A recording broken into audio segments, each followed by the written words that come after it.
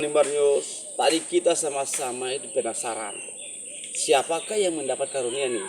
Ternyata yang telah mendapat karunia dari Tuhan itu sudah berada di samping kita, yaitu Bapak Moses. Kita akan sama-sama menyaksikan tanggapan dari Bapak Moses terkait dengan telah mendapat karunia dari Tuhan.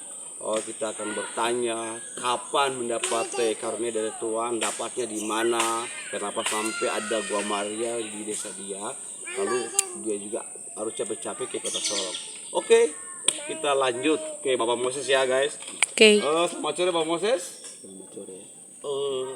Saya minta tanggapan dari Bapak Moses terkait dengan karunia yang Moses dapat. Kira-kira tahun berapa Bapak Moses mendapat karunia dari Tuhan? Ya, sebenarnya kan dapatkan mulai dari tahun 2000.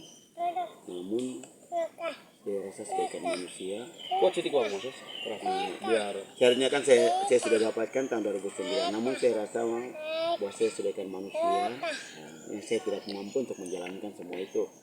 Karena saya rasa bahwa sebagai manusia yang rapuh tidak sanggup untuk menjalankan hal itu. Dan saya berpikir bahwa pada saat itu saya tidak jalani sama sekali, sehingga pada saat itu saya tinggalkan, saya baikan. Karena saya menyadari bahwa saya tidak mampu. Apalagi saya menyadari bahwa suaranya tidak benar. Bahkan keluarga saya pun juga saya menyadari bahwa orang-orang juga yang berkekurangan hidup dalam membuat hal-hal yang tidak diinginkan, bahkan pun dari Tuhan, terutama dengan hal duniawi. Sehingga saya tidak mampu menjalani hal itu, sehingga dalam kehidupan saya cuma untuk menjalani hidup dalam kelabilan. Ia telah mabuk dalam segala hal. Itu sehingga saya tidak terlalu memikirkan dalam hal berdoa itu seperti apa. Ya, kalau untuk hal berdoa itu mungkin saya tahu satu kali lah. Mungkin hidup ya minum mabuk, miras dalam segala hal, berpesta pora, apa saja kan begitu. Sehingga saya hidupnya itu mau itu harus happy saja. Walaupun saya menyadari bahwa saya punya segala sesuatu itu ada, bahwa saya dapat bantuan pada saat itu yang mungkin dari Belanda ya. Sedangkan orang tua saya, ibu saya juga sudah meninggal. Ibu saya Belandina, Belandina itu Riali yang sudah meninggalkan saya pada saat itu 2 bulan. Jadi begini ya Bapak Moses, ketika Bapak Moses mendapat karunia itu tidak sanggup ya Bapak Ya. untuk menjalani. Maksudnya duga Bapak Moses itu menjalani tapi jangan sampai tidak ada yang percaya dengan apa yang Bapak Moses dapat. Ya. Sehingga Bapak Moses memilih keluar daerah. Iya. Oke. Baik, Bapak Moses, ketika Bapak Moses mendapat karunia dan tiba di kota Sorong itu, kenapa sampai Bapak Moses tiba-tiba ada di Lourdes di kota Sorong? Jadi pada saat itu pun juga saya bertengkar dengan saudara saya, Laurentius Sesermudi. Saya datang pada saat itu membangun satu perusahaan. Dan pada saat itu pun juga apa yang saya buat ternyata keluarga sia-siakan. Saya tidak melanjutkan itu. Saya pun juga mau hidup ini mau jalani baik-baik. Ternyata keluarga tidak mengikuti apa yang saya sampaikan, apa yang saya usahakan. Malah mereka ya mau hidup menurut mereka punya keinginan, mau. Tapi saya mau hidup itu tidak boleh ada dalam kekeluargaan itu ada pertengkaran dan ada memecah belah lagi di antara satu sama yang lain. Ternyata usaha itu berjalan, yang lain mulai mau mengajak ya saudara saya sendiri Laurentius, sehingga saya tidak tahu seperti apa dia punya maksud dan tujuan, sehingga saya memilih diam dan keluar. Saya tidak mau ikuti pada saat itu pun juga untuk jalankan usaha pada saat itu bersama dengan tidak salah ya orang Korea pada saat itu, sehingga saya tinggalkan. Mulai pada saat itu saya tidak tahu juga bahwa nanti kemana tujuan hidup ini, sehingga saya hidupnya tiap hari dan siang malam cuma minum mabuk. Satu-satu jalannya saya berpikir angka baiknya mungkin meninggal yang begitu, karena hidup ini seolah-olah tidak ada arti lagi karena ibu sudah meninggal, terus dan tidak mendapat kasih sayang lain dari seorang ibu. Begitupun dari keluarga tidak ada. Jadi saya berpikir angka baik mati saja daripada hidup. dan tidak ada arti hidup itu. Kalau hidup dengan kita tiap hari, mau hidup dengan bertengkar, hidup dengan ada selalu dengan salah paham di antara kakak beradik, keluarga dan keluarga satu sama lain. Buat apa artinya hidup ini? Nah, sehingga pada saat itu pun juga saya keluar, saya ke Sorong. Di tahun 2009 saya cuti dari perusahaan PT Yonagara. Tempat kerja saya pun juga pada saat itu pun juga di SPP di Raja Ampat. Saya bekerja di tahun 2009 saya cuti. Saya datang di Samlaki, di kampung asal saya Lauran. Pada saat itu pun juga dengan usaha saya buka usaha itu ternyata ada saja kegagalan. Nah, sehingga saya ngambil kesimpulan bahwa kalau dengan hidup begini terus mau apa artinya hidup lagi. Sehingga saya memutuskan bahwa ini saya mau bikin susah diri, bunuh diri, dan segala macam. Kan begitu. Tapi saya berpikir lagi bahwa saya berbuat begini juga, ini kok belum panggilan Tuhan, kok saya mau bunuh diri. Nah, satu-satu jalannya saya milih diam. Nah, dan pada saat itu pun juga saya tidak tahu mau seperti apa. Tiba-tiba datanglah seorang ibu, yaitulah Bunda Maria. Nah, di masa Prapaskah. Nah, saat itu pun juga ada beribadah di Kampung Lauran. Dan saya menemukan juga pada saat itu Bunda Maria. Nah, tapi pada saat itu saya tidak tahu bahwa ini Bunda Maria siapa karena dengan wujud manusia. Nah, saya tidak tahu bahwa Bunda Maria itu siapa. Baik, coba kita lihat ya. Bunda Maria itu seperti Bunda yang Iya, iya. Bunda Maria. Oke, yang berada di belakang kita. Yang Iya. Bapak Bos ketemu. Iya. Oke. Lanjut. Nah, sehingga dengan masih wujud seperti kita manusia yang ada. Nah, sehingga saya menyampaikan, saya bertanya, dan ini siapa? Menyampaikan bahwa ini ibu. Saya tanya ibu siapa? Menyampaikan bahwa ibu yang melahirkan kamu. Nah, ibu siapa? Belandina. Nah, yang melahirkan kamu. Yang pada saat itu melahirkan kamu pada saat itu tidak salah 2 bulan. Ya, 2 bulan itu ibu sudah meninggal. Nah, sehingga saya menyampaikan juga. Dan pada saat itu sampaikan bahwa ibu siapa? Ibumu sudah yang datang untuk menyampaikan buat kamu. Nah, saya tanya tujuannya untuk apa? Ya, ibu datang untuk mau mengambil kamu untuk sama-sama pergi. Perginya itu bagaimana? Saya bertanya begitu dan sampaikan bahwa tujuan datang ambil untuk harus pergi ke mama dalam artinya meninggal. Saya langsung mengungkapkan bahwa terima kasih banyak karena saya selama ini tunggu dengan kematian itu. Karena saya bersyukur daripada hidup ini tidak ada arti hidup lagi. Nah, karena saya memikirkan bahwa pada saat itu bahwa mungkin seseorang mengambil seseorang ya, mengambil anak angkat ya, ataupun mengambil apapun saja untuk sebaikkan peliharaan dia. Masih punya kasih sayang, tapi saya ini tidak punya kasih sayang sama sekali. Saya bersandar di satu, hidupnya lebih menderita lagi. Nah, sehingga pada saat itu saya lebih memilih. Oke, baik, Bapak Moses. Ketika Bapak Moses berjumpa dengan Bunda Maria itu lewat apa? Mimpi atau nyata? Ya, ini langsung nyata. Nah, dalam perjumpaan. Bercakapan pada saat itu. Jadi begini ya Bapak Moses. Ketika berjumpa dengan Bunda Maria itu Bapak merasa apa? Ya, saat itu pun juga saya dan pada saya rasa bangga, ya, saya rasa bangga. Nah, dan pada saat itu pun juga saya menyadari pada saat itu bahwa ya, karena dalam kehidupan saya sampaikan bahwa tidak ada seseorang pun yang bisa mengubah saya. Nah, dan saya menyadari bahwa banyak saudara, banyak keluarga ya yang jadi imam, bahkan pun pastor, ya, bahkan suster. Tapi saya menyadari bahwa mereka tidak bisa mengubah saya. Jadi dengan kehadiran Bunda Maria berjumpa dengan Bapak Moses itu dia mengubah segalanya. Iya. Kehidupan yang lalu-lalu Iya. menjadi yang baik. Ya. Bapak Moses, kita lanjut juga. Sebelum berjumpa dengan Bunda Maria itu pekerjaan Bapak itu apa?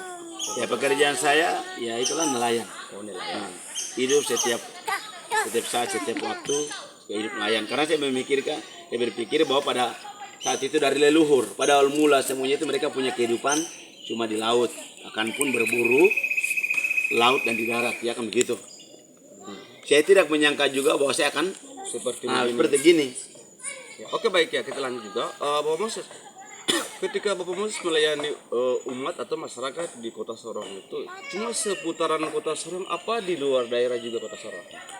Di luar Kota Sorong, begitupun juga bahkan pun di luar Papua.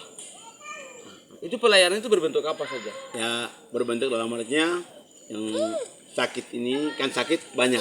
Ya. Nah, kadang kita secara manusia kita memikirkan bahwa sakit itu mungkin karena kesehatan, tapi sakit ini karena sakit ekonomi. Nah, sehingga kadang hidup dalam mereka putus asa, sehingga mereka mau melanjutkan hidup mereka membangun hidup mereka, semua itu dengan keterpurukan, makan pun tidak bisa membangun. Nah, sehingga melayani mereka dalam pelayanan sakit dalam ekonomi, bahkan pun putus asa, putus harapan. Akan pun dia memikirkan bahwa dia tidak mempunyai apa-apa dan tidak punya siapa-siapa lagi yang bisa berikan dia pengharapan dan penghiburan, bisa memberikan dia kehidupan baru. Nah, sehingga saya melayani mereka, saya menyampaikan buat mereka bahwa kita harus menyadari bahwa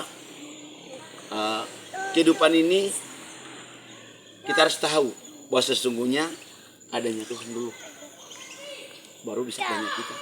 Ya, kita hidup dan mati pun dalam tangan Tuhan.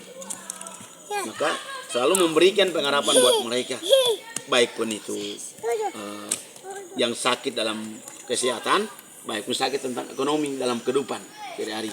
Nah, begitupun juga melayanan itu pun juga apa yang saya dapat, apa yang disampaikan pun juga saya merasakan bahwa diajarkan menyampaikan bahwa melayani itu bukan saja sebatas kita umat Katolik. Walaupun saya Katolik, tapi melayani bukan saja umat Katolik. Karena pada saat berbeda-beda agama juga. Berbeda-beda agama. Jadi berbagai agama ini Katolik, Kristen, Muslim, Hindu, Buddha, bahkan semua kan gitu. Nah, dan tidak bisa memihak bahwa ini agama ini agama. Jadi ini. Begini ya Bapak Moses, pelayanan sudah sampai ke mana? Ya. Sudah sampai di daerah mana? Ya sampai di Jakarta, bahkan pun ya di luar di Jakarta, bahkan pun di semua kota gitu, di ibu kota Jakarta dan sekitarnya kan gitu. Luar biasa Bapak Moses. Cuma itu saja Bapak Moses. Kalau yang lain seperti apa? Ya kalau untuk setelah menjalani menemukan Bunda Maria pada saat itu pun juga menyampaikan berpuasa. Nah, saya tanya pada saat itu berpuasanya berapa? Nah cuma berpuasa. Ya itu dari kamu setelahnya harus kan berpuasa 44 hari. Nah dan berdon dengan novena itu saya tanya juga bahwa novena itu seperti apa.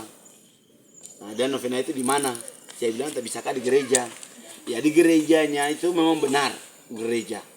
Tapi semuanya itu tidak bisa selesainya di gereja. Karena sesungguhnya Bunda Maria itu bukan mendapatkan sesuatunya dari gereja.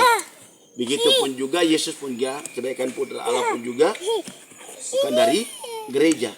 Tapi kuburan, tapi itu sebagai gua yang baru, ya makam yang. Oke baik Bapak Moses, pelayanan itu kira-kira berbentuknya itu gimana berjumpa dengan Bapak Moses atau bisa juga lewat via telepon atau seperti apa? Jarak jauh bisa pelayanan atau cuma berdekatan langsung? Berjauhan bisa, nah itu bisa lewat kan gitu. Nah, tapi berkomunikasi, tapi kalau misalnya kalau untuk lewat alat komunikasi langsung, seperti kadang kita sampaikan bahwa Kristen siaran langsung ataupun kita video call dan segala macam. Ya minta maaf itu ya, saya tidak seperti begitu. Nah, mungkin sudah selesai doa berinformasi kembali bahwa sudah selesai. Mereka bisa menyediakan air, begitupun ada patung ataupun rosario ataupun seperti yang bahasa yang kita di Tanimbar kadang selalu bilang rosari kan gitu. Kontes itu untuk bisa bisa celup dalam air untuk bisa didoakan. Setelah didoakan habis untuk bisa pakai untuk mengurapi yang tadi yang sakit, dapat minum. Begitupun juga dalam hal seperti usaha lain sebagainya itu bisa pakai untuk menyiram kan begitu. Kami ya usaha itu ataupun yang sakit pakai bisa minum dan mengurapi. Oke baik, Bapak Moses. Ya banyak yang saya bertanya jangan marah. Kira-kira pelayanan untuk siapa saja yang minta bantu ya pelayanan Bapak Moses itu kira-kira contoh seperti saya nih, saya membutuhkan Bapak Moses untuk melayani saya. Apa yang saya berikan Bapak Moses? Ya, saya cuma meminta bahwa Bapak harus berbuat baik. kepada siapapun. Kalau minta uang segalanya Tidak. tidak. Karena kita harus menyadari bahwa Yesus hadir, Bunda Maria pun hadir, Allah menghadirkan mereka sebatas untuk Bunda Maria itu untuk mengaruniakan, untuk melahirkan Yesus Kristus. Begitupun juga Yesus hadir, dia bukan mengutamakan persembahan, tapi dia mengutamakan belas kasih dan untuk melayani semua orang. Tapi ketika ada setiap orang melayani, walaupun dia seorang hamba ataupun dia seorang pelayan Ekaristi ataupun pelayan sabda, dia meminta ataupun dia punya karunia, dia meminta bahwa harus persembahan ini, sehingga dia memberikan persembahan itu, doanya akan dikabulkan dan dia akan sembuh. Saya menyadari bahwa itu tidak benar, walaupun dia seorang pelayan Ekaristi ataupun pelayan sabda yang mendapatkan karunia itu, dia merekayasa bahwa itu tidak benar. Sekali dia Katolik, sekali dia itu imam tertinggi ataupun imam masih di bawah, dia itu tidak benar. Karena apa? Yesus mengutamakan belas kasih dan mengutamakan pelayanan. Maka apa yang saya dapat, saya berbicara sesuai dengan itu. Karena tidak ada pungutan. Cuma pada saat itu persembahan, cuma Allah menguji Abraham. Karena pada saat itu dia ada pelanggaran. Saya menyadari seperti itu. Karena pada saat itu pun juga Abraham selama hidupnya dia tidak mendapatkan keturunan. Sarah tidak memberikan keturunan. Sehingga dia dengan seorang pembantu Agar mempunyai anak Ismail. Agar Ismail itu, sehingga begitupun juga Tuhan mengaruniakan Sarah sehingga mempunyai anak Ishak. Allah cuma menguji dia betapa kesetiaan dia kepada Allah. Tapi bukan mengutamakan persembahan, tapi menguji Abraham betapa kesetiaan dia kepada istrinya Sarah dengan Tuhan. Tetapi kalau kita sebagai umat Katolik, kita umat beragama, begitupun setiap para pelayan Ekaristi ataupun pelayan sabda, para imam, kalau mereka mengutamakan persembahan, itu tidak benar. Itu semua harus sebaikan rekayasa dan sebaikan pemungut cukai. Matius yang berjubah, baik pun di tempat-tempat ibadah dan dimanapun tempat-tempat keramaian, karena mereka akan menjual namaku untuk kepentingan nama dan jabatan dan kedudukan. Padahal sesungguhnya bukan mereka, tapi sebelum aku akan datang, akan mengutus yang akan datang untuk bicara tentang hal itu. Tapi mereka tidak menerima dia, dan mereka berusaha untuk melenyapkan dia dan berbagai cara, bahkan pun sampai kematian. Tapi aku akan kembali.